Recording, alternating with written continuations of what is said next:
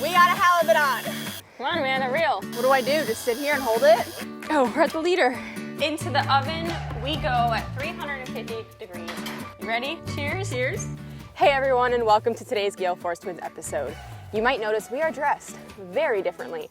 Today we are in the Pacific Northwest Peninsula of Washington. We are here because we are working on expanding the Gale Force gear rod line. We are adding trollers, bottom rods, deep drop rods, and planer rods, and so much more because our parts and pieces company is out here. If you want to be notified when our rods are available, go ahead and subscribe to our mailing list, galeforcegear.com/subscribe.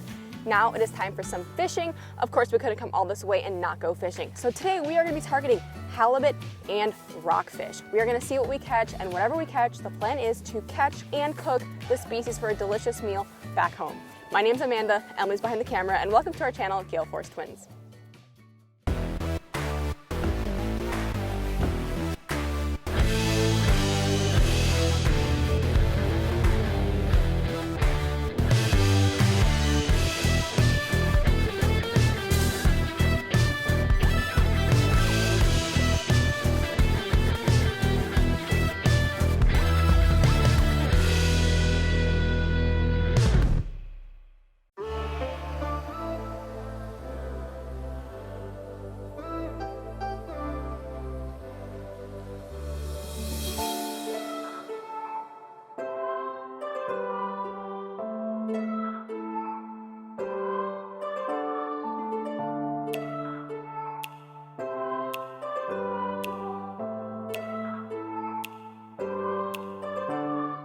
The first species we are targeting right now is halibut. So we're actually fishing right off of Tatoosh Island, which is the northernmost point in the United States, which is really funny because obviously we spend a lot of time very near to the southernmost point, and we have traveled quite a ways to get here, 6.5-hour flight plus 2-hour drive plus another 2-hour drive today.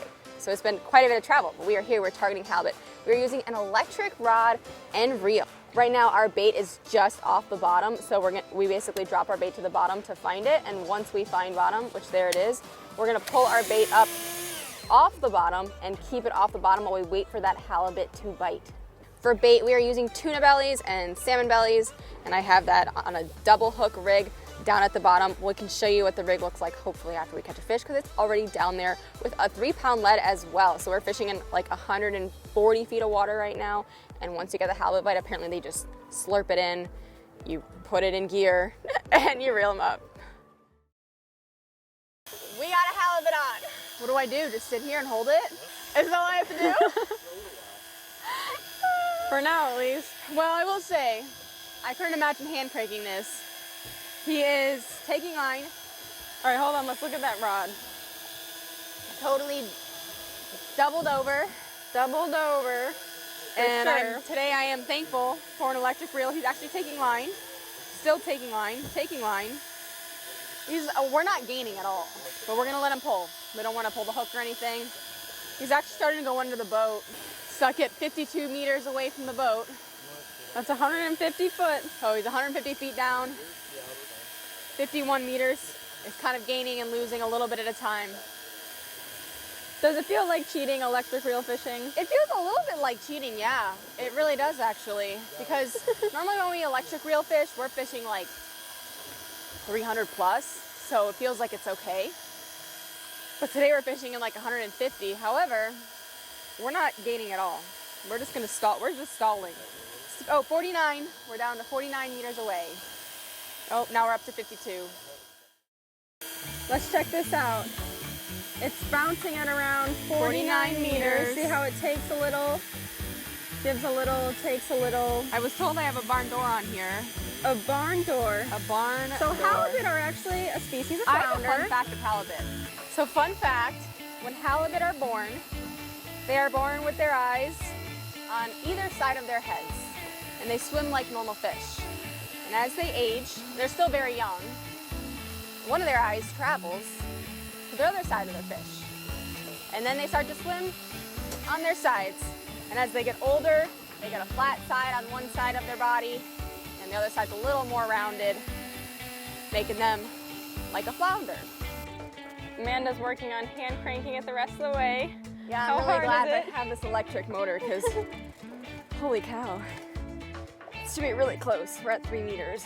All right, and then we're gonna harpoon it, which basically what's gonna happen is the fish is gonna be fighting that poly ball over there, that ball, and it's kind of like swimming against a life jacket, so it's gonna make the fish tired. Is it running? Yeah, we're running. We had him within 10 feet of the boat, and he Did saw you the see boat. him at all? No, I didn't see him. Didn't even see. No. And then he had a huge run again, back down to 40 meters. So what are we at now? Now I'm at 30. 30, all He's right. definitely more tired, I can tell, but still very strong. Come on, Amanda, reel. There you go. It's getting tired. You're winning, Amanda. You're winning the battle. I How only many gain meters? like a meter when I reel. That's my favorite 15. thing to do. A meter is still 3 feet. 15 meters to go? Yeah. Come on, you can do it.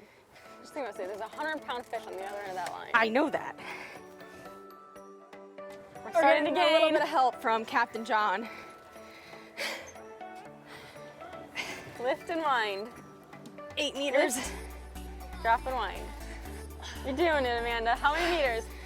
7. 7? There you go. Yeah, think about it. Just 20 feet away. Fish is tired. We're both tired, both tired. It says 2 meters. 2 meters. You should see it any second now. Oh, we're at the leader. Now what do I do?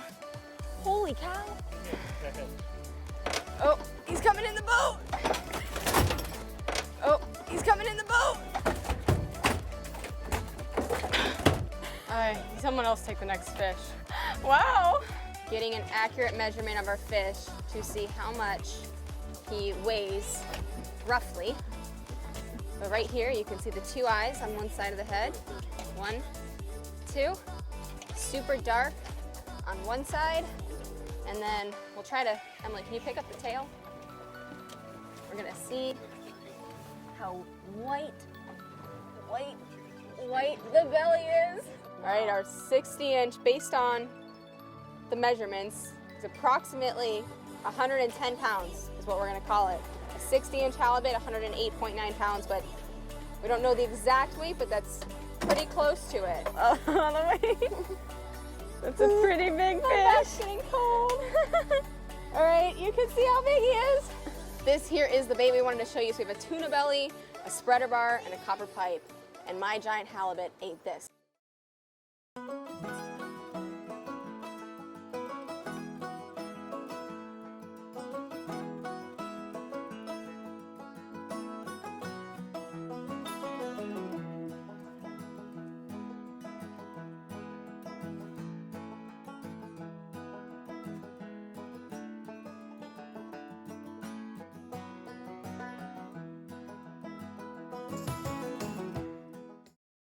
We are home from Washington and we have our delicious halibut that was vacuum sealed and shipped to us. So now we can make this delicious meal with you all. Now this recipe is pretty simple and straightforward, but also kind of fun. We're basically just gonna be baking the fish and then adding a nice Parmesan cheese sauce to the top of it and broiling it to get that kind of crispy brown, golden brown hue to it. First things first, our oven has been preheated at 350 degrees. We're going to bake the fish, but we're gonna bake it very simply. I have some olive oil on this pan.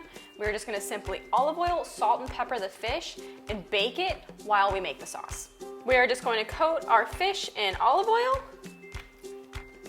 And very simply, we have a less is more mindset pretty much all the time with a lot of our recipes. We're just going to salt and pepper our fish fillets because the real flavor comes in with the sauce.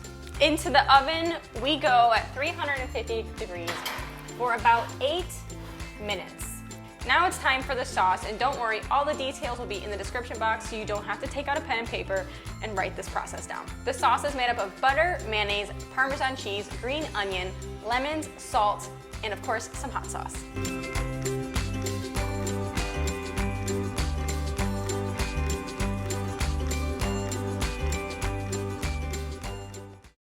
It's been about 8 minutes. We are going to take our fish out of the oven and add the sauce. We have our fillets mostly cooked, so I took it out when I think it needs about 2 to 3 more minutes because I'm going to now broil the fillets for 2 to 3 more minutes with the sauce. That's what's gonna make the sauce nice and melted and cheesy and kind of bubbly. For these fillets, I put them in for about 9 minutes because they are pretty thick fillets.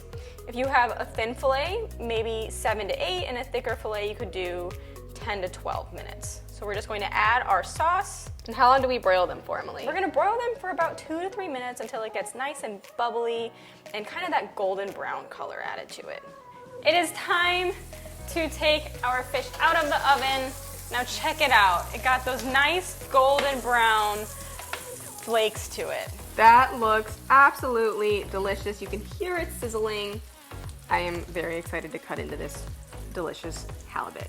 Here we have our halibut plated perfectly with some French fries and of course a lemon peel for garnish. But this recipe, we cannot take full credit for this recipe. We have to thank our friends at Basset Enterprises for taking us to catch this fish, of course, for vacuum sealing it, freezing it, and sending it to on ice. Yes. And for giving us the recipe, specifically Carrie. So thank you for the recipe. We are so glad you gave it to us.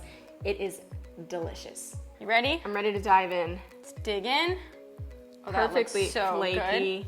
Delicious. So you can see how flaky and delicious this is. Cheers. Cheers.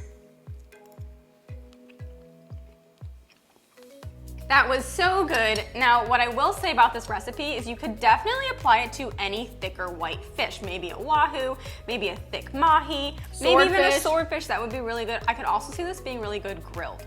Or grouper. Or grouper. Honestly, when it comes to fish, there's many ways to cook it, but generally speaking, one recipe for fish can be pretty good across many species of fish. We hope you guys enjoyed. Thanks again to Basset Enterprises for having us in Washington. In the meantime, we want you to get out there, have fun, and stay safe.